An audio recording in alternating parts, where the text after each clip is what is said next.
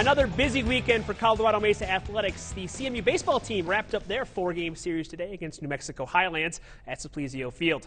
Mavs have been nearly unbeatable at Simplesio this season, 17-2 coming into today's game at home. One of those losses came to the Cowboys earlier in the week. But no worries today. Trevin Reynolds on the mound. 5 strong innings, allowing just 1 earned run and 5 Ks on the day.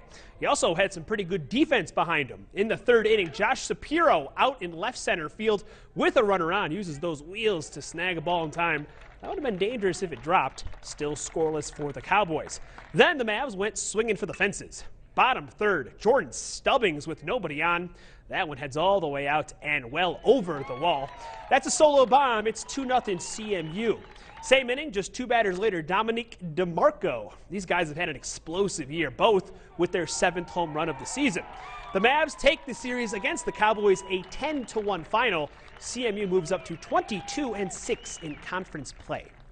Well, bad news for the CMU softball team. Their 22-game winning streak came to an end today at the CMU softball field. The UCCS Mountain Lions topping the Mavs in Game 1 of their doubleheader 7-6. Mavs had a 6-3 lead, but some uncharacteristically poor pitching allowed 4 runs in the final 2 frames. Mackenzie Surface lost her first game of the season, coming in for relief in the 7th. She was 16-0. Heading into Game 2. Here's the thing about Mavs softball, especially late in the season, the ladies aren't used to losing. The Bats woke up big time in Game 2, statement time. 2nd inning, Sarah Staudill singles to left here, brings home Bailey Cleespies, part of an 8-run 2nd inning.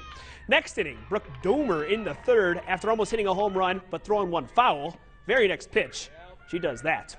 Double to left center. Another 2 runs would fly home. Lexi Comer and a great slide here from Alex Dufour heading home to avoid the tag. It is 10-2 now. The Mavs, they weren't done. And if there's RBIs on the pond, Anne-Marie Torres is going to bring them home.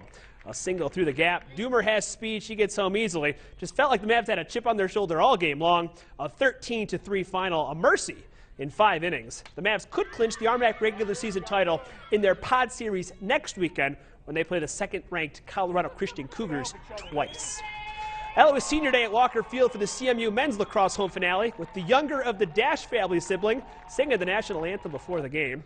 Westminster was in town, a big RMAC foe for the Mavs. CMU and the crowd keeping the energy up. First quarter, Brandon Wilson, Mavs on the board first. But the Griffins, they are known for their rapid-fire offense. Colton Atkinson, his 40th of the season. Then less than a minute later, Ian Nadell flying into the zone and finding the net. Westminster scored 6 goals in the first quarter. Mavs would try to rebound, though, one more time on a pass from Joel Warforst here. After falling down 2 goals, there's Brandon Wilson again. CMU just couldn't recover from that 4-goal deficit in the first. A 14-10 loss to the Griffins. Mesa now 2-2 in the RMAC. In the Saturday high school soccer world, the Central Warrior girls team met up with Grand Valley at Longs Park this morning. And the Warriors can thank their goalie, Nikki Medeiros, for keeping them in this contest early. Cardinals taking a Schopner right here, a shot just off the fingertips. Nice save by Medeiros. Then later in the half, another nice pass here to Tagan, who tries to one-time this one, and it goes right off the post. We would remain scoreless after that. The Warriors would find the net a few times in the first half. Leah Redding, the sophomore, on a breakaway. That one goes off the post and in. And later here, a great move from Elena Seamers, but an even more incredible shot. Look at this. We call that the upper 90 of the nets. Coach must love that. Central led 3-0 at halftime, but Grand Valley, they scored 3 in the second and 1 in OT, so the Cardinals would take the win with a 4-3 OT final.